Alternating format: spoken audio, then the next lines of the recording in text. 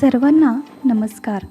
मित्रांनो, हा व्हिडिओ जर आपण पहिल्यांदाच पाहत असाल, आपल्या चॅनलवरती नवीन असाल तर व्हिडिओ शेवटपर्यंत बघा आणि व्हिडिओ आवडला असेल तर व्हिडिओला लाईक आणि चॅनलला सबस्क्राईब करायला विसरू नका. चला तर मग सुरुवात करूया आपल्या व्हिडिओला. जेव्हा जवळची व्यक्ती तुम्हाला त्रास देते किंवा सतत मन दुखावते, तेव्हा फक्त ही एक गोष्ट करा. माणसांच्या आयुष्यात सर्वात महत्त्वाच्या घटकांपैकी एक महत्त्वाचा घटक असेल तर तो आहे नाती. म्हणून आज आपण जाणून घेणार आहोत की जेव्हा आपल्या जवळची व्यक्ती किंवा मित्र आपले मन दुखावतात किंवा आपल्याला त्रास देते, तेव्हा आपण काय करायचे. ज्यावेळी आपल्या जवळची व्यक्ती आपले मन दुखावते त्यावेळी आपल्याकडे दोन पर्याय असतात. एक म्हणजे सहन करणे किंवा बोलून टाकणे. पण दुर्भाग्य असे की आपण बऱ्याच वेळा या गोष्टी सहन करत असतो, कारण आपल्याला भीती असते की मी जर समोरच्याला काही बोललो किंवा मी बोलले तर आमचे नाते तुटणार नाही ना, आमचे संबंध तर बिघडणार नाही ना, समोरचा माझ्यावर रागवेल. त्यामुळे आपण शांतपणे गोष्टी सहन करत राहतो. आपल्याला वाटते की समोरच्याला एक दिवस तरी जाणीव होईल आणि तो बदलेल आणि तो ही एक दिवस मला समजून घेईल. चांगले दिवस येतील, पण चांगले दिवस काही येत नाहीत आणि सारखे सहन करून आपला त्रास वाढत जातो आणि परिस्थिती चिघळत जाते. मित्रांनो, असे का होते? याचे कारण म्हणजे ज्यावेळेस आपण गोष्टी सहन करत जातो तेव्हा आपण समोरच्याला एक संधी देत असतो की तुम्ही असेच वागत जा, आम्ही सहन करत जाऊ. तुम्ही तुमचे वाईट वागणूक चालू ठेवा, आम्ही सहन करणे चालू ठेवतो. पण प्रत्येकाची सहन करण्याची एक क्षमता असते. कोणाची थोडी असते, कोणाची जास्त असते.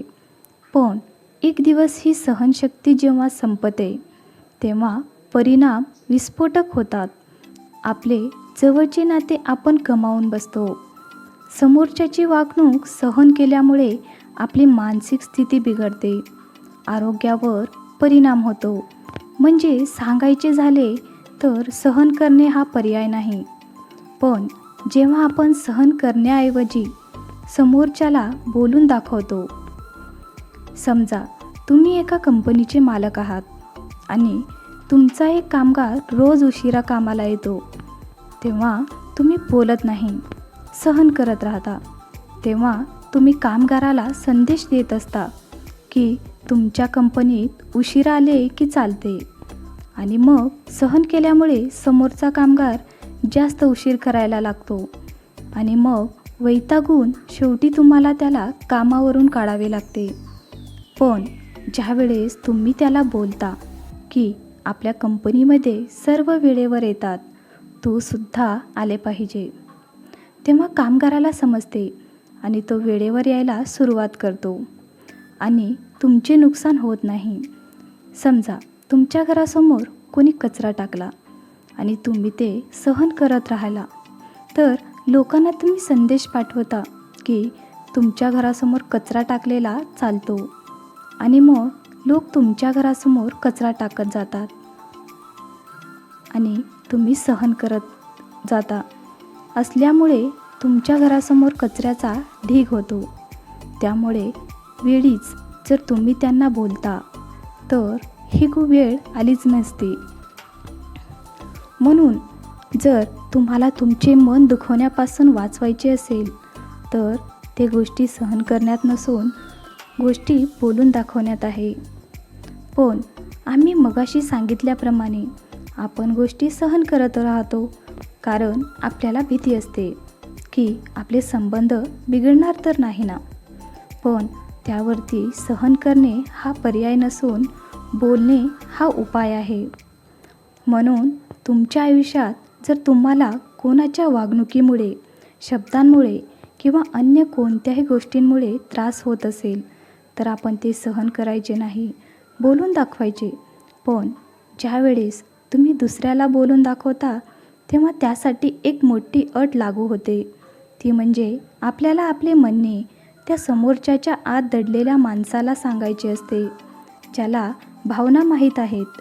एखाद्याच्या आतमधला माणूस जर आपल्याला जागा करायचा असेल तर त्याला एकच मार्ग आहे, तो म्हणजे प्रेम आणि आदर.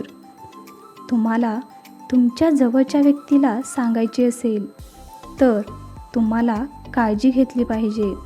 त्यासाठी तुम्ही त्याला प्रेमाने आणि आदराने सांगितले पाहिजे, कारण माणूस फक्त प्रेम आणि आदराची भाषा समजतो, काही अपवाद सोडला तर. जेव्हा तुम्ही तुमचा संदेश समोरच्याला प्रेमाने आणि आदराने सांगता तेव्हाच तुम्ही समोरच्याबरोबर जोडले जाता. मित्रांनो, आजचा व्हिडिओ कसा वाटला नक्की कमेंट करून सांगा आणि व्हिडिओ पाहिल्याबद्दल सर्वांना धन्यवाद.